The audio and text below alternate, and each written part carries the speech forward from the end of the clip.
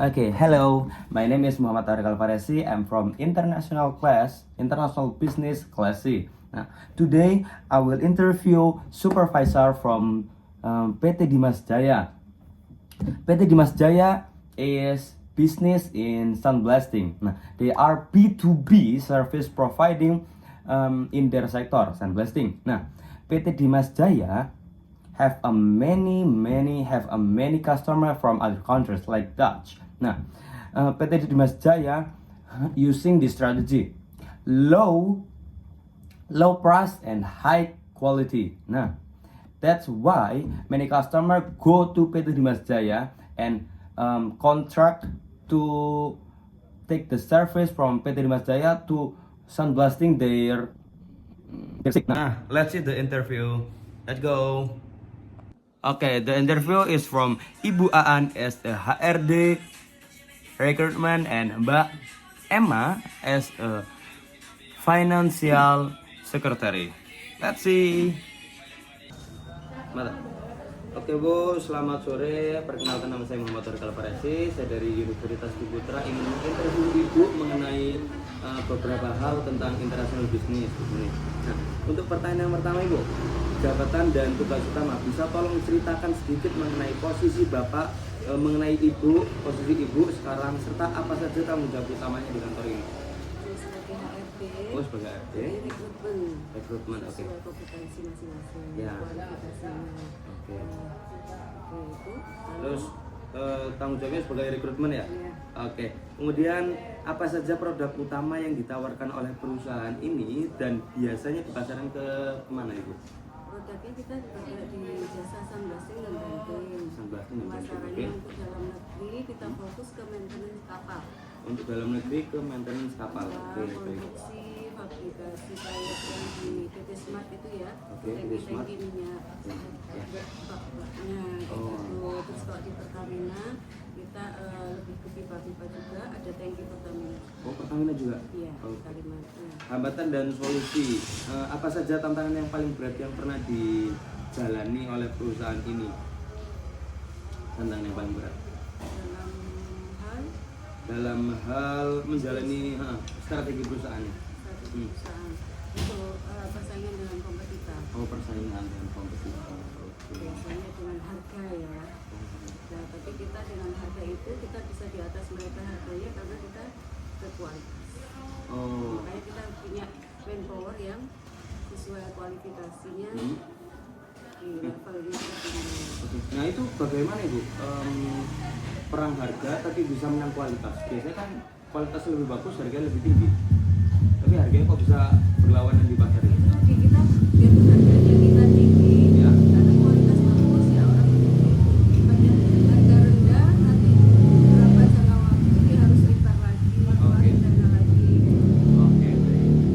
Oke, kemudian bagaimana cara perusahaan memastikan bahwa semua kegiatan bisnis tetap berjalan, jujur dan bersih, terutama saat bekerja sama dengan pihak luar atau pihak yang di dalam? Ya ini tidak ada apa namanya gratifikasi. Gratifikasi. Oke. Tidak ada gratifikasi. Jadi Semuanya untuk handle semuanya misalnya ada pembayaran atau apa pakai rekening perusahaan. Oke, berarti semua harus pakai tertulis secara jelas gitu ya, Bu ya. Oke. Nah, ini untuk pesan untuk mahasiswa Ibu. Gimana nih biar kita sebagai mahasiswa bisa lebih siap saat terjun ke dunia bisnis? Ya pahami strateginya. Paham strategi. Belum kita ambil keputusan kita mau ambil bisnis apa, Ya. pangsa pasarnya juga. Oke. Market, kita mau produk apa, marketnya dipelajari dulu, baru kita bisa ambil bisnis tersebut. Oh, berarti kayak product knowledge ya, Ya, pengetahuan tentang produknya dulu. sama area market. Area market. Jadi kita mau pasarkan ini level menengah ke bawah, terus areanya misalnya kita kan masih dekat dok kan, karena Oh, iya. perkapalan. Iya. Oh, berarti Area pemasarannya jadi sama target. Ini kerupuk itu. kita harus memahami kondisi pasarnya sama kekuatan kita Ya, gitu Pak. jangan sampai asal kita ambil bisnis ini sudah modal sekian, Oke. karena itu tadi belum menguasai pangsa pasar dan market apa yang kita Oke. itu sih. Ya.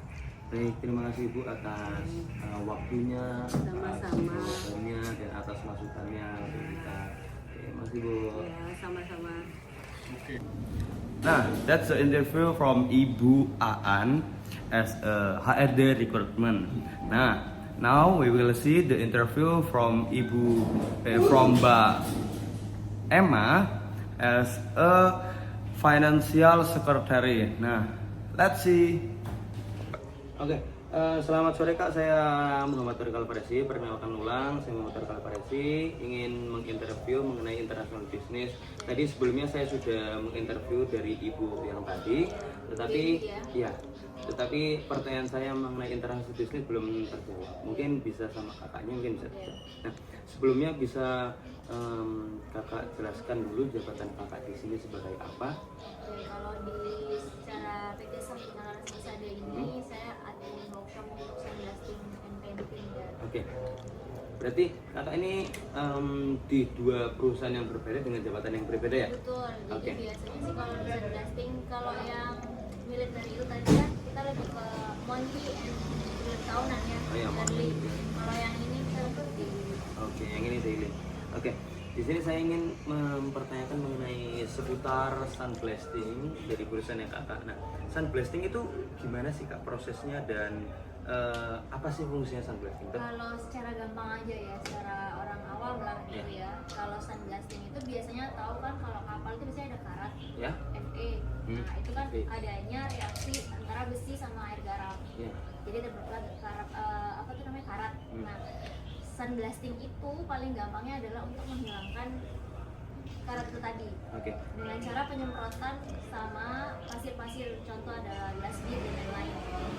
Pasir silika, jadi disemprot pakai tekanan tinggi untuk menghilangkan permukaan yang kena karat itu tadi. Oke. Oke. Nah, sunblasting ini biasanya dipasarkan ke negara mana saja ya? Kalau jasa sandblasting itu kita belum pernah yang keluar untuk project, tapi kita sih punya beberapa customer yang dia on basisnya itu internasional. Oh, on basis Kapal-kapalnya ya, jadi Oh, kapal heeh. untuk contoh pelayaran internasional, merit Oh, internasional oke. gitu. Jadi memang kita pernah kerjasama sama orang-orang yang dia basisnya itu internasional. Misal contohnya itu kita pernah kerjain kapal Dan Regent namanya. Dan Regent. Nah, Oke. itu adalah kapal yang digunakan untuk skala internasional. Oke. Dia lebih ke Oh. marine sih waktu itu. Berarti bekerja sama dengan perusahaan yang menggunakan kapalnya itu untuk kegiatan Kegiatan internasional. Tapi Oke. pekerjaannya kita di sini. Jadi beberapa waktu aja, terus itu dia keluar lagi. Tapi emang target pasar utamanya itu ya emang dari perusahaan yang ke internasional itu ya? Iya, jadi memang kalau target secara pasar, kita nggak yang 50-50, tapi kurang lebih 80% domestik, 20%-nya baru yang customer internasional. Cuma ini memang kita proyeknya nggak pernah yang keluar negeri, tapi materialnya yang memang kapalnya ya, kapal yang basis internasional yang kita kerjakan. Oke. Kemudian apa saja faktor yang mempengaruhi permintaan jasa blasting ini kan? Biasanya untuk jasa blasting itu kita fokusnya di spek, karena spesifikasi untuk jasanya itu sendiri. Ya. Misal kalau di domestik ini pakai pasirnya beda, misal minta pasir silika, satunya minta pasir yang jenis ini, jenis itu untuk internasional dia beda sendiri biasanya, karena kan dia minta yang ketahanannya lebih lama. Oke. Otomatis berarti secara skala bisnis omset dia paling lebih mahal daripada yang skala domestik.